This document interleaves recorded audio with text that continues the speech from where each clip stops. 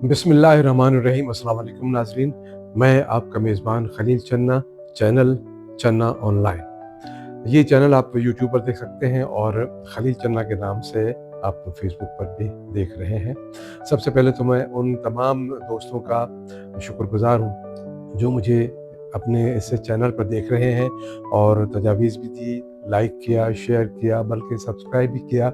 ये सब आपके सामने है। अगर आप देखेंगे यूट्यूब पर तो मुझे यकीन नहीं आ रहा कि इतनी जल्दी मुझे इतनी बड़ी पज़ीराई मिल जाएगी। ये आप सबकी मोहब्बतें हैं, अल्लाह ताला आप सबको खुश रखे। इस तरह अगर मेरी हौसला अफ़ज़ाई होती रही तो इंशाअल्लाह ताला आपकी खिदमत में बहुत दिलचस्प मालूमात पेश करता रहूँगा। अभी तो कुछ भी नहीं हुआ, अभी तो इब्तिदा ही नहीं हुई है। तो मैंने गुज़श्ता जो मेरी वीडियो थी उसमें मैंने अपने कुरान पाक के तर्जुमे का ज़िक्र किया था जो नशर हो रहा है। उसकी एक झलक मैं आपको ज़रूर सुनाऊँगा। कुछ दोस्तों ने मुझे ये कहा है कि जनाब आप हमें लिंक भी बताएँ और इसमें दिखाएँ भी। तो ये सबसे पहले ये सुनिए। बिस्मिल्लाहिर्रहमानिर्रहीम। अल्लाह जे नाले सां जेको वॾो मेहरबान ऐं रहम कंदड़ आहे। वल अस्र इन्नल इंसान लफी खुस्र إلا الذين آمنوا وعملوا الصالحات وتواصوا بالحق وتواصوا بالصبر. قسम आहे ज़माने जो, इंसान हक़ीक़त में नुक़सान में आहे सवाइ उन्हनि माण्हुनि जे जिन ईमान आंदो ऐं नेक अमल कंदा रहिया ऐं हिक ॿिए खे हक़ जी नसीहत ऐं सब्र जी तलक़ीन कंदा रहिया। सुभान अल्लाह। ये 2015 में भी मेरी रिकॉर्डिंग हुई थी और एक इस्लामी तंजीम में मैंने आपसे गुजारिश की थी कि उन्होंने रिकॉर्ड करके यूट्यूब पर ये रखा है और खलील चन्ना के नाम से ये रखा है। अगर आप खलील चन्ना के नाम से इसको देखेंगे तो पूरे कुरान पाक की जितनी भी सूरतें हैं 114 वो आपको ज़रूर मिलेंगी तर्जुमे के साथ मेरी आवाज़ में। अल्लाह ताला का बड़ा करम है और आप सबकी दुआएं हैं। आज की जो मेरी वीडियो है उसका मौजू है कौन कहता है दुआओं में असर नहीं होता। एक शेर की इब्तिदा मैं इसे करूँगा कि शेर है कि मैं डूबता हूँ समंदर उछाल देता है, मैं डूबता हूँ समंदर उछाल देता है, न जाने कौन दुआओं में याद रखता है। कौन रखता होगा? माँ बाप से बढ़कर तो कोई दुआ कर ही नहीं सकता। वो ना भी करें, सिर्फ ख्याल करें दुआ का तो अल्लाह के पास कबूल हो जाती है। तो जनाब इसकी मिसालें मेरे पास मौजूद हैं। मैंने आपसे कहा ना कि दुआओं में असर होता है। वो कैसे होता है? बहुत पुरानी बात है, तकरीबन 30 साल पुरानी, 1994 की बात है। जौहर स्क्वायर में मैं रहता था, छोटा सा फ्लैट, 2 कमरे और एक छोटा सा ड्राइंग रूम, छोटा सा किचन, बड़ा खूबसूरत सा। मेरे दोस्त आते थे, कहते यार बड़ा स्मार्ट फ्लैट है आपका, क्योंकि मेरे बच्चे छोटे होते थे 3 और हम 2 मियाँ भी, हमारे लिए बहुत अच्छा था। उसमें मैंने आपको याद होगा कि गाँव में जो अफ्तार की जाती है, मर्द हजरात मस्जिद में करते हैं, अपना अपना खाना लेके जाते हैं, वही नमाज पढ़ के फिर वापस आ जाते हैं। तो वहाँ पर जो मुसाफिर आते हैं या मौलवी या मुअज्जिन जो है वो भी खाना खा लेते हैं, क्योंकि अक्सर बाहर से होते थे। तो जब हम कराची आए तो यहाँ पर ऐसा कोई रिवाज था ही नहीं कि मस्जिद में हम खाना भेजें। कौन खाए? हर कोई अपने घर में, और वो भी पकौड़े, समोसे, चाट, ये वो पता नहीं क्या क्या। वहाँ तो सीधा सीधा खाना होता था, खाना लेके जाते थे और बड़ा अच्छा लगता था कि हर घर से कोई 15-20 घर होते थे, छोटी मस्जिदें होती थी तो मुख्तलिफ खाने होते थे, बड़ा मज़ा भी आता था। और सबसे बड़ी बात कि मोहब्बतें बढ़ती थी और एक दूसरे को देखते थे, ये भी पता चलता था कि किस घर में क्या पका है, कोई सही पका है, नहीं पका, या किसी के घर से कुछ नहीं आया तो क्या वजह हो सकती है, उसके घर में आटा है नहीं है, दाल है नहीं है, या राशन है नहीं है, तो उसकी फिर खैर खबर ली जाती थी। तो ये एक रस्म व रिवाज भी है, अभी भी गाँव में ऐसा चल रहा है।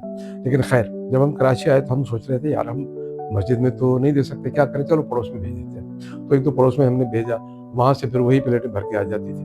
रोज़ाना लेन देन शुरू हो गया, आना जाना, तो बड़ा अच्छा लगता था, लेकिन मज़ा नहीं आता था। तो फिर हमने सोचा कि भाई ऐसा करते हैं, अफ्तार का यहाँ रिवाज है, अफ्तार पे कुछ लोग बुलाते हैं, क्योंकि हमें भी एक दो दोस्तों ने बुलाया था, तो हमने कहा चलो हम भी अपने घर में बुलाना शुरू कर देते हैं। तो हमने सबसे पहले 1994 में ये किया कि सामने जो हमारे रहते थे पड़ोसी, उनको हमारी फैमिली, मेरे इन-लॉज़ और मेरे कुछ दोस्त, तकरीबन 12-13 आई थिंक 16-17 लोग थे, जिनकी हमने विद फैमिलीज अफ्तार पार्टी की एक किस्म की। बड़ा अच्छा लगा और रात देर तक बैठे रहे। उसके बाद फिर गपशप होती रही।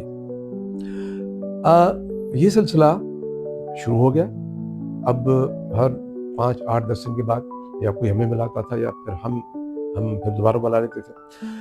लेकिन अगले साल फिर ये हुआ कि एक और दोस्त थे, अल्लाह उनकी मग़फ़िरत करे, बहुत ही प्यारे दोस्त, हमारे बड़े सीनियर हमारे पड़ोसी थे। उनको जब हमने बुलाया तो उन्होंने एक दुआ दी। मैं दुआ पे याद कर रहा हूँ कि दुआ में कितना असर होता है। जब खाना खाया उसके बाद दुआ की, तमाम दुआओं के साथ उन्होंने एक दुआ और की कि अल्लाह ताला आपके दस्तरखान को और बड़ा करे। आप यकीन जानिए, अगले साल 16-17 की जगह पे हमने 30 लोगों को बुलाया और वहाँ बड़ी मुश्किल से बैठे। फिर हम समझ रहे थे अब क्या करें। हमने फिर क्या किया कि उस पर ऊपर छत है, जो स्क्वायर के ऊपर हमारा फ्लैट तीसरी मंजिल पे था। फिर हमने कोई 40 के करीब लोगों को वहाँ बुलाना शुरू किया और हमने इसी सिलसिले को जारी सारी रखा और अल्हम्दुलिल्लाह आज तक जारी व सारी है। हर 27 रमज़ान को अफ्तार का इंतज़ाम होता है। अब वो सिलसिला तकरीबन 10-12 साल के बाद चल के शादी हाल तक पहुंच गया, क्योंकि लोग 100-150 से ऊपर हो गए। वो हम वहाँ अरेंज नहीं कर सकते थे। अब 200-250 तक हो जाता है। हर साल ये सिलसिला जारी है। तो समझ आया कि दुआओं में कितना असर है। वो दुआ असर दिखा रही है और दिखाती रहेगी। ये मेरी ज़िंदगी का ये भी एक अहम वाक़या है। तो दुआओं में तो असर होता है। एक दुआ मुझे और याद आ गई।